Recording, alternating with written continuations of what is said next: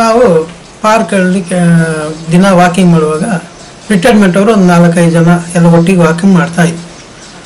ಅದರಲ್ಲಿ ರಿಲಯನ್ಸ್ ಬಗ್ಗೆ ಮಾತಾಡೋದು, ಇನ್ನು ಕೆಲವು ವಿಚಾರಗಳು ಎಲ್ಲಿ ಹೋದೆ ಬಂದೆ ಅನ್ನೋ ವಿಚಾರಗಳು ಮಾತಾಡ್ತಾಯಿದ್ವಿ. ಅದು ತುಂಬ ಕ್ಲೋಸ್ ಫ್ರೆಂಡ್ ಹತ್ರ ನಾನು ಕೇಳಿದೆ, ಈ ರಿಲಯನ್ಸ್ ಅಂತಾರಲ್ಲ ಏನು ಸರ್ ಅದು? ರಿಲಯನ್ಸ್ಗೆ ಹೋದರೆ ನಿಮಗೆ ಒಳ್ಳೆ ಆಫರ್ ಎಲ್ಲ ತಗೊಳುತ್ತೆ. 3 ಸೋಪ್ ತೊಗೊಂಡ್ರೆ ಒಂದು ಸೋಪ್ ಫ್ರೀ ಇರುತ್ತೆ, ಇಲ್ಲ 3 ಪ್ಯಾಕೆಟ್ ಬಿಸ್ಕೆಟ್ ತೊಗೊಂಡ್ರೆ ಅದಕ್ಕೊಂದು ಫ್ರೀ ಇರುತ್ತೆ. ಈ ಥರ ಕೆಲವು ರೇಟೆಲ್ಲ ಪರವಾಗಿಲ್ಲ, MRP ರೇಟೆಲ್ಲ ಕೊಡ್ತಾರೆ, ತೊಗೋಬೋದು, ನೀವು ಬೇಕಾದ್ರೆ ಅಲ್ಲೇ ಹೋಗಿ ನೋಡಿ ಅಂದರು.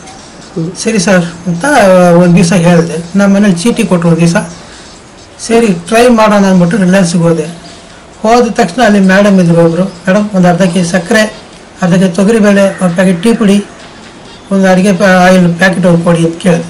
ಅವ್ರು ಹೇಳ್ತಾರೆ, ಸರ್ ಇಲ್ಲಿ ಯಾವುದು ಕೊಡೋದಿಲ್ಲ, ಎಲ್ಲ ಹೊರಗಡೆ ಜೋಡಿಸಿ ಇಟ್ಟಿದ್ದೀವಿ, ನಿಮಗೆ ಏನೇನು ಬೇಕೋ ಬುಟ್ಟಿನಲ್ಲಿ ತುಂಬಿಸ್ಕೊಂಬಂದು ಇಲ್ಲಿ ಇಟ್ಟು ಬಿಲ್ ಹಾಕ್ಸ್ಕೋಬೇಕು ಅಂತ. ಅದೇ ಥರ ನಾವು ಸಕ್ಕರೆ ಜಾಗಕ್ಕೆ ಹೋಗ್ಬಿಟ್ಟು ಸಕ್ಕರೆ ಕೊಡಿ ಅಂತ, ಅರ್ಧ ಕೆ ಜಿ ಸಕ್ಕರೆ ಕೊಡಿ, ಸಕ್ಕರೆ ಕೊಟ್ಟು ಅವ್ರು ಕೊಡ್ತಾರೆ.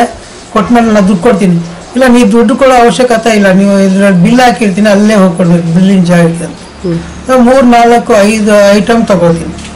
ಎಲ್ಲ ತೊಗೊಂಡು ಬುಟ್ಟಿನ ಸಮೇತ ಬಿಲ್ ಕಟ್ಟೋ ಜಾಗಕ್ಕೆ ಹೋಗ್ಬಿಟ್ಟು, ಮೇಡಮ್ ಇದು 4-5 ಐಟಮ್ ತೊಗೊಂಡಿದ್ದೀನಿ ನೋಡಿ ಮೇಡಮ್, ಸಕ್ಕರೆ, ತೊಗರಿಬೇಳೆ, ಟೀ ಪುಡಿ, ಅಡುಗೆನೆ ಹೇಳಿದ್ರೆ ಸಾಲದು, ಎಲ್ಲ ತೆಗೆದು ಟೇಬಲ್ ಮೇಲೆ ಇಡಿ ಅಂತಾರೆ.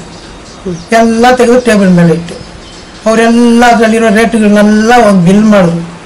7 ರೂಪಾಯಿ ಆಗಿದೆ ಸರ್, ನಿಮ್ಮ ಮೊಬೈಲ್ ನಂಬರ್ ಸ್ವಲ್ಪ ಕೊಡಿ. ಮೊಬೈಲ್ ನಂಬರ ನಮ್ಮ ಮನೆಯವ್ರು ಹೇಳಿದ್ದಾರೆ, ಯಾವುದೇ ಕಾರಣಕ್ಕೂ ನೀವು ಯಾರಿಗೂ ಮೊಬೈಲ್ ನಂಬರ್ ಕೊಡಲೇಬಾರ್ದಿದ್ದಾರೆ. ಆದ್ದರಿಂದ ನಿಮ್ಮ ಸಾಮಾನು ಬೇಡ, ನಾ ಮೊಬೈಲ್ ನಂಬರ್ ಕೊಡೋದು ಬೇಡ, ನಮ್ಮ ಮನೆ ಹತ್ರ ಶೆಟ್ರ್ ಅಂಗಡಿಗೆ ಹೋಗ್ತೀನಿ ಬಾ ಎಂದು ಹೊರಟೆ ಬಂದೆ.